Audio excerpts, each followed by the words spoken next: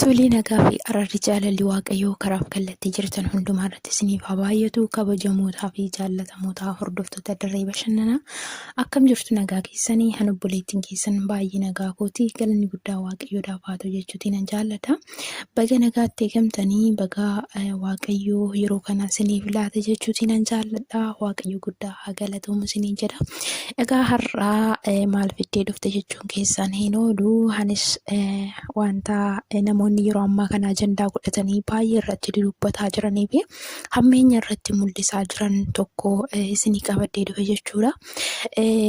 Egaa wanta obboleettii keenya Waantiyaa jedhamtu kana hin beektu jechuudha. Kana dura daa'ima waggaa 13 taatee yeroo isheen fedhii ishee maleetiin daa'ima garaatti baattee deessee arginee turre jechuudha. Haa ta'u malee gara miidiyaa EBS'tti dhufteetu garasiin namoonnis miidiyaan EBS wajjin ta'uudhaan gargaarsa gochaafii turan jechuudha. Haa ta'u maleetii yeroo sanattis gargaarsa argatteetiin adaadaa ishee bira jiraachaa kan turte. Akkaawuntiin mataa ishee yookiin immoo maqaa isheetiin kan bahetu ture, kan uummanni irratti gargaaraa turee fi miidiyaan EBS irratti kan gargaaraa ture jechuudha. Haa ta'u garuuti akkaawuntii ishee sanii isheen yeroo sana umurii 13 waan taatee fi hamma waggaa 18 keessatti baasuu akka hin dandeenyetti aggadaniitu jechuudha kan baasanii fi haa ta'u garuuti iyyuu gargaarsa namootaatiin mucaan ishees guddattee waggaa 2 taatee fi jirti. Isheen illeetii amma bifa duraa sanarraa baay'ee guddattee baay'ee miidhagdee baay'ee haala nama gammachiisuutiin namatti mul'atti. Baagiraawundiin kaleessaa sun akkuma jirutti ta'etu jechuudha. Haa ta'u maleetii maaltu akka ishee mudateef maaltu akka ishee irra gahee hin beeknu. Gara miidiyaa EBS TV'tti deebuudhaatiin maallaqni isheedhaaf walitti qabame suni bahee fi hojii mataa ishee eegalteetiif kophaatti baatee jiraachuu akka barbaadu dubbattee turte jechuudha. Kanarratti illee hin dandeessu maal jedhaniiti falmiitti kaasanii turan. Isheenis geggam jetteetu hin didde. Haa ta'u maleetii EBS'onnis kana booddee rakkina sitti dhufuuf wanta si mudatuuf nuti ittiin gaafatamnu jedhaniitu yaada qaban kaasanii turan jechuudha. Garasiitiin kun ta'ee jiruuti mucaa kanarratti maaliif akkasii yookiin immoo gaaffii akkasii kaastii nama ishee gorsitu duuka jira yookiin fira ishee keessaa yookiin immoo nama isheen jaallattee dhiira wayitu duuka jira kan jedhanis kan irratti dudubbatan jirudha. Haa ta'u malee otoo kanaan jirtuuti Waantiyaan gara fuula TikTokitti dhuftee gidduu kana baay'ee fuula ifaadhaan gammachuudhaan sirboota garaagaraatiin mul'achaa jirti jechuudha. Sanarratti illee namoonni iddoo isheen kaleessa kaate sana dagattee har'a akkasittiin sirbitee dhiichistii kan jedhan irratti kan dudubbatan hin jiru jechuudha.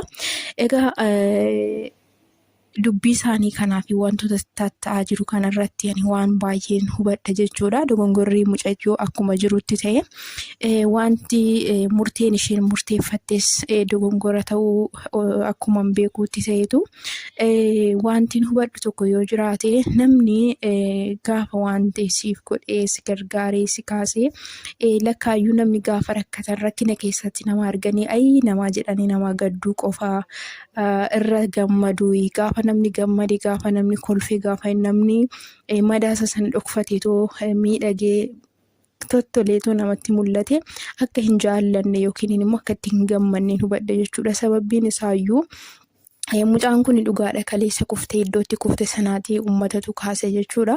Haa ta'u garuu ammayyuu mucaan kun mucaa daa'ima waggaa 16 jechuun baay'ee ijoolleedha jechuudha. Ijoollummaanis keessa jirti. Haa ta'u maleetii yeroo kana amma gara guddinaatti yerootti isheen deemaa jirtutti tariitii gargaarsa uummataa kanaanis ta'ee wantoota haalarra keessa jirtu har'allee harka adaadaa isheettidha hamma mucaan ishee waggaa 2 guutuu kana keessa kan jiraachaa turte waan ta'eetiif mucaan kun tariitii kana booda yoo baate akkuma amma haala kanaan gargaaramte kaate kanatti waanuma jireenyi salphatee fi itti fuftuu itti fakkaachuu danda'a. Sababbiin isaayyuu jireenyi gaafa taa'anii ilaalan namaaf hin galu gaafa itti seenan maleeti. Mucaa deesse sana wajjiniitiin hamma kaleessayyuu otoo kophaa mana kireeffattee maal jettee jiraatte ta'eeti hagamti jireenyi ulfaata. Garuu isheen harka adaadaa ishee keessatti mucaan ishees guddattee isheenis gargaarsa argattee jiraataa waan turteefi ammayyuu mucaa kana jireenyi hin gallee fi badaa itti hafa jechuudha. Kanarratti immoo gara sooshaal miidiyaatti dhuftee gaafa isheen akkas sirbitee maal jettu bargit mucaan dogongorti. Haa dogongortu malee itti dhiyeenyaatiin nama tokko gorsuun gaariidha. Yookiin immoo firooma ishee warra kaleessa ofirraa ishee ari'an sana maatuma ishee warra kaleessaa gaafa isheen duutee saaxina reeffaan bitaaf maal jedhee abbaan dubbataa ture akka ture hunduma keenya dhageenya jirra. Isaanumatti illee otoo himameefiiti akkamittiin akka dogongora isa kaleessaa sanatti deebi'uu hin dandeenyee fi namni akka sirreessuuf yookiin immoo namni itti dhiyaatu otoo gorsaniiti otoo lolaniiniiti waan sirrattu jedheetiin amana. Sababbiin isaayyuu unkaan ijoollee mitiiti namoonni gurguddoon warra umuriidhaan deeman iyyuu hin dogoggoru waan ta'eetiif jechuudha. Amma mootii dhaloonni baay'een isa kaleessaa sana dagattee maal jedhanii numayyuu mootii nutu lafaa si kaasee nutu akkana siif godhee nutu si gargaaree maal jedhanii jechoota haamilee fi sammuu namaa tuqanitti daddarbachuun daa'ima amma kanaatitti hin barbaachisu ture. Kanaatiif ani ergaan isiniif qabu yoo jiraate adaraa keessaniif eeggadhaa waan gootan itti yaadaa godhaa isiniin jechuutiin jaalladha. Waan tokko mootii namaa kennanii ka'anii ittiin nama tuquun ittiin nama arrabsuun kun miira inaaffaa nama fakkeessa waan ta'eetiif hamma jaallattanii gargaartanitti mucaan kun akka isheen kaleessa karaa irratti kufte sanatti karaa irratti kufte akka hin hafneefidha. Achitti immoo kaatee gaafa isheen fuula gammachuutiin gara sooshaal miidiyaa kanatti dhuftu numaayyuu gammaduu fiitu nurra jiraata. Deebisee mootii gaafa isheen dogongoran taane keessa galtu ittiin loluu ittiin gorsuutu namarra jiraata jechuudha. Obboloota koo waaqayyoon gaditti nama sodaatan qabaachuun gaariidha. Nama sodaatan hin qaban yoo ta'anii akkuma argan ta'anii abbuma argitu nama doorsisa, abbuma argitu nama goyyoomsa, abbuma argitu akka barbaadetti namatti taphata jechuudha. Namni sodaatan gaafa jiraatan garuu nyaara nama sanaatiin gaafa adabamanii fakkeenyaaf maatiin keenya gaafa nurra jiranii wanta hamaa irratti yoo nu argan yookiin immoo dogongora wayii irratti gaafa nu argan nuun lolu jechuudha. Gaafa isaan nuun lolan sodaa maatii keenya keessa keenyatti uumama jechuudha. Waaqayyoon sodaachuun illee akka yoo maatiin keenya yoo adabatti nu guddisnee waaqayyoon nuti sodaa waaqayyootu keessa keenya hin dhufu jechuudha. Kanaatiif namni nama cina isaa jiru sodaanne immoo waaqayyoon hin sodaatu waan ta'eetiif waan hundattuu kan nama sirreessu kan nama qajeelchu jalqaba irratti ijoollummaa keenyarraa kaasee maatiidha. Ittaanii warri nutti dhiyaatan waan akka obbolaa fir'aantii jechuudha. Kanaatiif mucaan kun har'illee ijoolleedha waan ta'eetiif irratti duulanii jechoota hamma sanga'u irratti darbanii haamilee ishee cabsuurra innumaayyuu wanti kun illikii keessa ishee gashuu danda'a. Sababbiin isaayyuu ijoolleedha waan ta'eetiif egaa waan baay'eetu jira obboloota kooyi.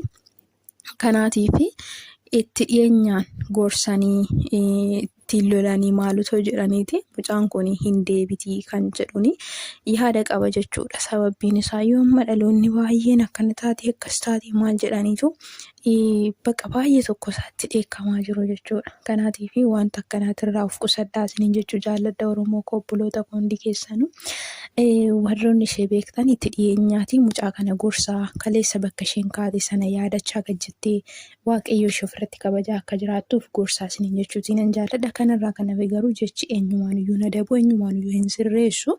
Kanaatiif hamaa gaariidhaan mootu caala waan ta'eetiif ooma isheenuu oolmaa saba ishee dagattee waan barbaadde hojjette itti dhiyeenyaatiin lakkii akkas gochuun qabdu akkas jechuun sababbiin isaayyuu amma obboloota koo bakka kaate sanaatti mucaan kun jijjiiramteetti har'a maallaqni maqaa isheetiin walitti qabame mana baankiitii hin baane waan ta'eetiif mucaan kun amma guddachaa jirti.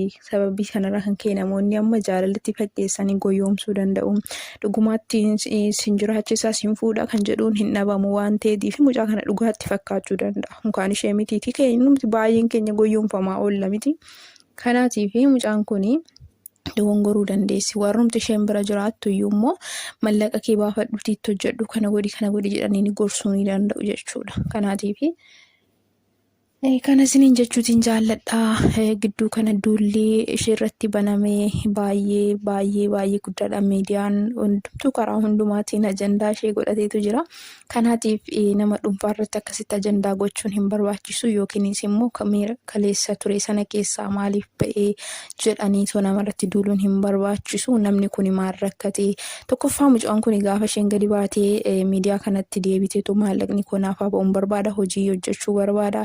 Of danda'ee jiraachuun barbaada gaafa jettu mucaan kun maal rakkatteetii kaleessa tariitii mana jirtu sana yookiin immoo adaadaama ishee sana biraayyuu dhiibamaa jiraatteetii laata namni koo iddoo jirutti gaafa cunqurfamaa jiraattu amma yooman cunqurfamaa jiraadha jedhee ofitti eenyu jechuu danda'a. Lammaffaa immoo akkuma jalqaba kaasee ture goyyoomsaan jiraachuu danda'a. Gaafananis baqa jaalala fakkaachuudhaan fira fakkaachuudhaan gaafati waa qabdu namoonni sitti dhiyaatu si gorsu waan baay'ee sitti ergisiisu karaa baay'ee sitti ergisiisu jechuudha. Garuu isaan hamma dhaqxee kuftutti boolla du'a biraan si gahanii amma deebi'anitti akkuma waan cina kee jiranitti baay'ee si jajjabeessuuni. Kanaafuu mucaa kana cinaa wantoonni akkasii baay'een jiraachuu mala. Yeroo ammaa kana immoo biyya keenya keessa wantoonni baay'een isaa goyyoomsaa baay'een isaa akka jiru hin beekna. Kanaatiif wantoonni akkasii mucaa kana bira dhaabatee ishee onnachiisuu danda'a, ishee kakaasuu danda'a waan ta'eef namoonni yaadan taane qabatanii fuula sooshaal miidiyaatirra suuraa ishee asiifachiin ooftan dhaabaa isiniin jechuutiin jaalladha. Warreen itti dhiyaatan karaa keessotiin dhimma ishee itti siqaatii warreen akka obbolummaatti yaaddanii akka obbolummaatti namummaan isinitti dhagahamu akkas godhaaf. Kanarraa kanaaf as gara sooshaal miidiyaa dhuftanii warreen bakka akkuma waan ishee bira jirtu tokkotti kan loltantu jiru. Ati umuriin kee akkasuma waggaa 16 miti nama waggaa 20tiin shawwadamne maal kan jedhan jiranii. Egaa yeroo ammaa kanatti ijoollee bara kanaa umuriidhaan illee madaaluun baay'ee isaa ulfaata. Sababbiin isaayyuu warreen umuriidhaan baay'ee fagaatanii fuula keessa daa'ima fakkaatan ijoollee fakkaatan baay'ee jiru. Akkasuma immoo qaamaan guddatanii umuriin isaanii xiqqoo kan ta'an baay'eetu jiru. Nama haga umuriin isaa amma kan akkas jennee murteessuun hin danda'amu. Nama guddaa ta'anii yaadni isaanii xiqqoo kan ta'e baay'eetu jiru. Daa'ima xiqqoo immoo ta'anii yaadni isaa akka nama guddaa caalayyuu kan bal'atu baay'eetu jira waan ta'eetiif kanadhaa yaadota kan kakaasaa jirtanii haalota amma goggochaa jirtan kanarraa daraa keessan of qusadhaa isiniin jechuu jaalladha. Akkasuma wantoota kana fakkaatan wantoonni akkanaa fakkaatanii wantoota baay'eetu jira jechuudha. Gaafa waan tokko gara tokkootti uumamee ajandaa kan biraa qabateetu ajandaan suni bal'ata jechuudha. Kanadhaa waaqayyoo hubannaaf ogummaadhaan akka jiraan hunduma keenyaan haa gargaaru jechuutiin nan jaalladha. Kana isiniin jechuun nan jaalladha. Dhugaattii kanaa waa'ee mucattii kana baay'ee tokko na gaddisiisaati. Baay'ee tokko natti dhagahamaasi. Namni hin dogongorre hin jiru. Namni hin dogongora waan ta'eetiif namni tokko immoo bakka kaleessa keessanaa akka yaadatu kan godhu tokko haala keessa turee fi haala har'a keessa jiraataa jirudha. Sana biratti immoo namni sodaatan jiraachuu qaba. Kana isiniin jechuutiin jaalladha. Taree mucaan kun nama waan dhabdeetiif namni ishee ifatu namni isheetiin lolu nama ishee gorsu waan dhabdeetiif kan caalu dogongora caalutti bu'uu dandeessi kan jedhudha. Kana fakkaata yaadni koo inni har'aa ulfaadhaa isiniin jedha baay'ee.